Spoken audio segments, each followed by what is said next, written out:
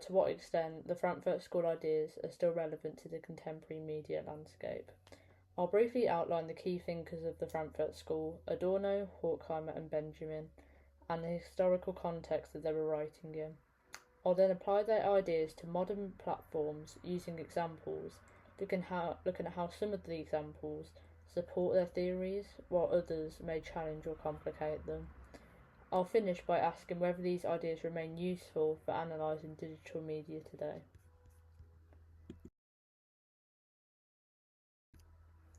So this slide sets up a key debate about technology. So technological determinism argues that technology develops by itself and society adapts around that.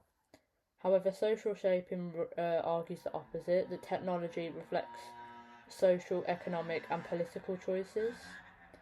This divide will help us understand why the Frankfurt School cared less about technology itself and more about who controls it.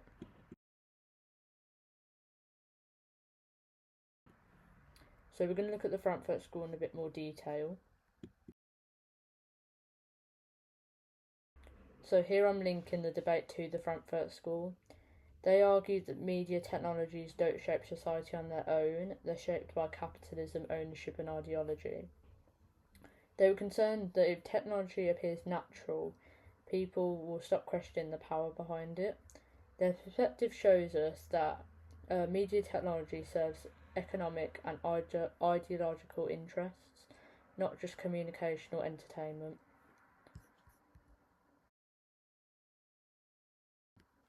So this slide gives us a bit more detail on Adorno and Horkheimer. They developed their critical theory during the early 20th century, especially in their essay, The Cultural Industry, Enlightenment as Mass Deception in 1944. They argued that mass media, like radio and cinema, became dominated by commercial interests, and this produced predictable, standardised cultural products designed to pacify audiences and reinforce consumer capitalism. So I used a quote from their essay, to be entertained means to be in agreement, and this shows how entertainment can subtly change and shape ideology. So we're going to look at Benjamin now, who looks at this in a different angle. So he argued that modern technology reduces the aura, uniqueness of artworks because they can be reproduced endlessly. He also believed that reproduction opens up culture to mass audiences. So, for example, platforms like TikTok show this quite clearly, with the feature of remixes and duets lets users engage creatively with content in ways that weren't possible before.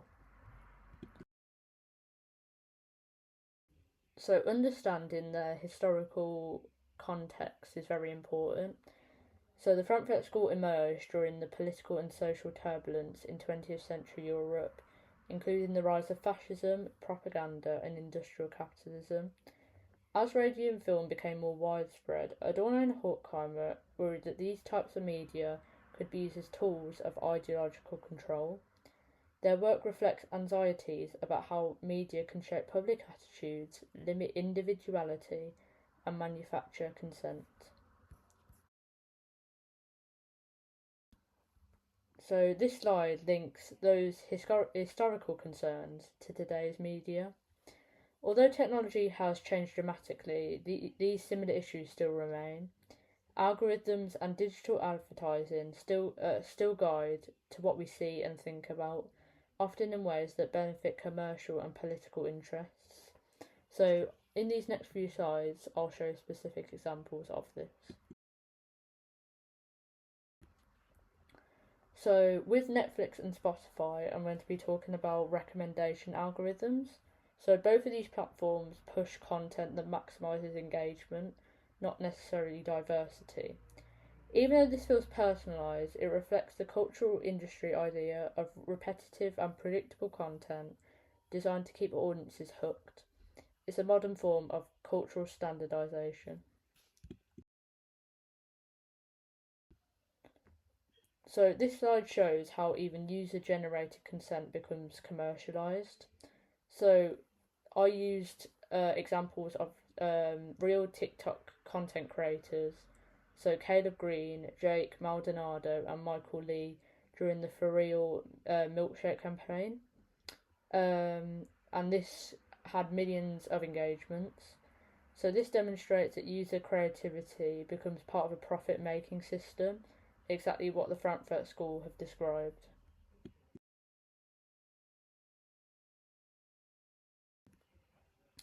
So here I'm using the Revlon campaign, and they partnered with Megan Thee Stallion, and this was posted on the Revlon Philippines account.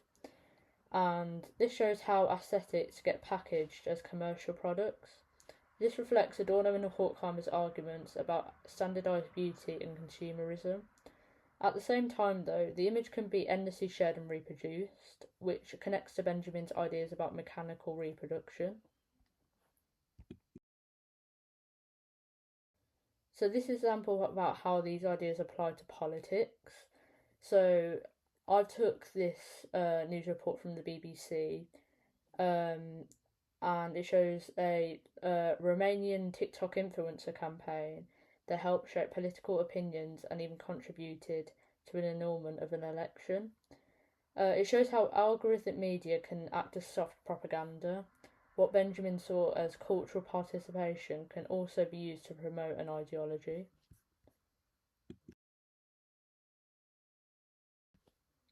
So here we talk about more of Benjamin.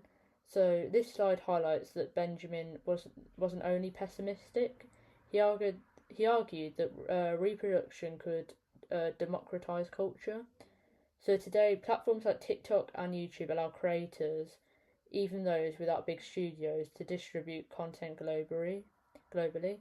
This challenges the Frankfurt School's more negative view of the mass media.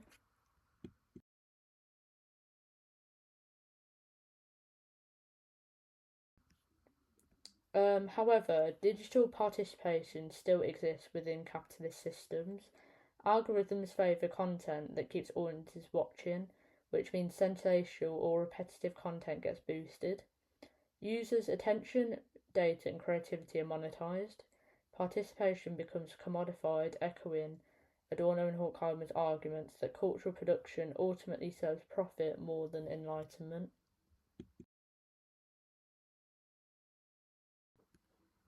So this slide returns to ideology. Again, I took this from a news story of the BBC. So the Frankfurt School warned that media could align with power structures.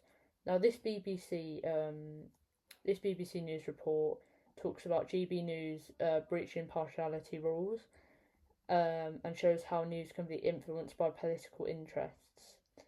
And on platforms like TikTok and YouTube, sensational political clips are prioritised over nuanced ones. This reinforces their concerns about media shaping public understanding and promoting conformity.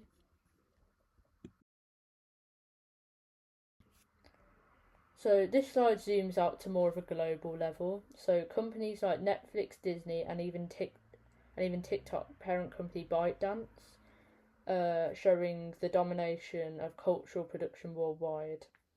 So when so much content is controlled by a handful of corporations, diversity declines and platforms end up repeating profitable formats.